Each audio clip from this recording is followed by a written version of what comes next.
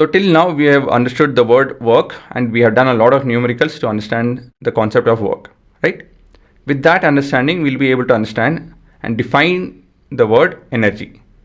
An object having a capacity to do work is said to possess energy. So the idea of work and energy, they are basically interchangeable. So let me explain it this way. A person is doing a work on this box, that you guys can understand, right? So this person is doing the work,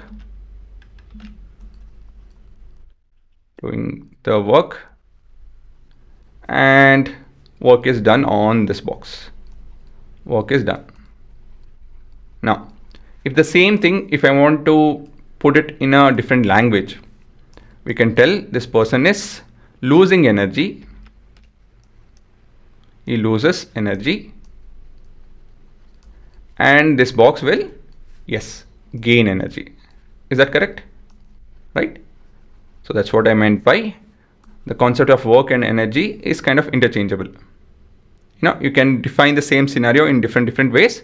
It's just a matter of perspective. If you want to define in terms of work, that's how you do it. If you want to define in terms of energy, this is how you do it, right? An object which does the work loses energy, and the object on which the work is done gains energy. So energy and work are actually equivalent concept.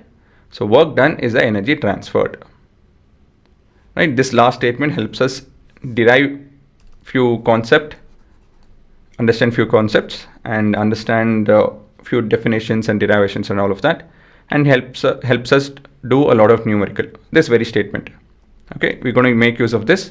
If you understand this, you get smarter and you'll be able to do tough problems. I can promise you that. So please understand this concept.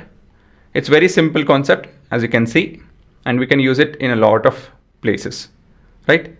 A lot of ideal places that you get. Of course, actual day-to-day life has a lot of energy loss in different forms, so that is different. That is not what we're going to study over here. We're talking about ideal scenario wherein if you do some work, energy is transferred completely as the energy is supposed to be transferred for the given situation. There's no loss anywhere. Anyways, you'll understand in time. So yes, but this very statement will be useful. Now, so next thing is, how can we measure energy? Quite simple. So with that understanding, you should be able to understand this, and you should be able to tell this easily.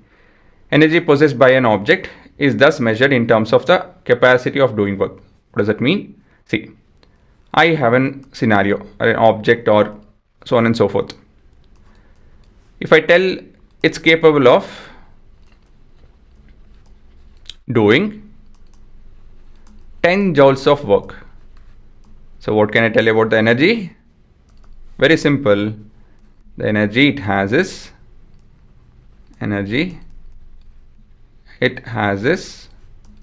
joules. That's it. As simple as that. Right, guys? So as you can see, 10 joules and 10 joules is common. The language changes. That's it. Okay. So now it's time for you guys to copy all of it. Again, this very statement is important. Put a star. We're going to use this to solve numericals and derive things.